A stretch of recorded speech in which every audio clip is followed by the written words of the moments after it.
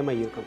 இரண்டாவது வருமானம் எந்த அளவுக்கு முக்கியமோ அதன் மேலே ஒரு கவனமும், அதாவது நிறைய பேர் நான் பிஸ்னஸ் பண்ணிட்டு தான் இருக்கேன், கவனத்தோடு பண்ணுறியா அப்படிங்கிறது தான் ஒரு கேள்வி. ஸோ அந்த கவனம் என்பது மிக மிக அவசியம். எந்த ஒரு தொழில் செஞ்சாலும் இரண்டாவது தொழில் செய்யும் பொழுது அதை முதல் தொழிலுக்கு கொண்டு வரத்துக்கான ஆர்வத்தை அது மேலே முழுசாக ஈடுபாடோடு கொடுக்கணும். அதுக்கான நேரத்தை ஒதுக்கணும். நீங்கள் தினமும் 1 மணி நேரம் தான் அந்த இரண்டாவது பகுதிக்கு கொடுக்குறீங்க அப்படின்னா அந்த 1 மணி நேரம் என்பது தொடர்ச்சியாக கொடுக்கும், தினமும் கொடுக்கணும். அப்படி கொடுத்தீங்கன்னா அது முதல் இடத்துக்கு வந்து நின்றும்.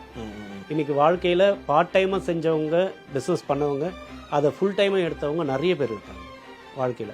அவங்க அதுக்கான காரணம் என்னன்னாக்கா அவங்க அதுக்கான நேரத்தை ஒதுக்கிட்டு கொடுத்தது தான், அதனுடைய ஆர்வத்தை அதிகப்படுத்திக்கிட்டது தான். இரண்டாவது வருமானம் என்பது மிக மிக அவசியம். அது நீங்கள் சொன்ன மாதிரி கால் சென்டரில் வேலை செய்கிறவங்க கூட யாராக இருந்தாலும் 1 மணி நேரம் கட்டாயமாக ஏதாவது ஒரு பார்ட் டைம் பிஸ்னஸ் ஒன்று பண்ணணும்.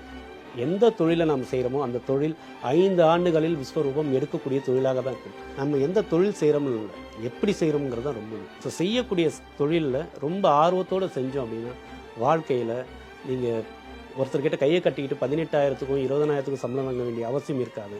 நம்ம எடுத்துக்கிட்ட தொழிலில் கண்ணும் கருத்துமாக இருந்தோம்னா பெரிய லெவலில் வளரும். டைம் இல்லை அப்படிங்கிறவங்க யாரெல்லாம் டைம் இல்லைன்னு சொல்லுவாங்க, நீங்கள் ஒரு லிஸ்ட் எடுத்து பார்க்கலாம். யாருக்கெல்லாம் நேரம் இருக்குது, எதில் நேரம் இருக்குதுன்னு நீங்கள் லிஸ்ட் எடுத்து பார்க்கலாம். அந்த லிஸ்ட்டில் அந்த சர்வேயில் என்ன சொல்கிறாங்க அப்படின்னா, எந்த ஒரு செயல்பாட்டில் உங்களுக்கு ஆர்வம் கம்மியாக இருக்கோ அதுக்கெல்லாம் நேரம் இருக்காது. நகம் வெட்ட நேரம் இல்லை, முடி வெட்ட நேரம் இல்லை, இதுக்கெல்லாம் நேரம் இல்லை.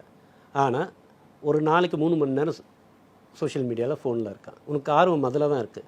நீங்கள் அதை கொஞ்சம் எடுத்து வச்சுட்டு தொழில் எப்படி பண்ணலான்ற எண்ணத்தோடு நீங்கள் செயல்பட்டீங்க அப்படின்னா நிச்சயமாக அந்த தொழில் சிறப்பாக தான் ஆகும். அது ஏன் நான் எடுத்தோடனே வேலையெல்லாம் விட்டுற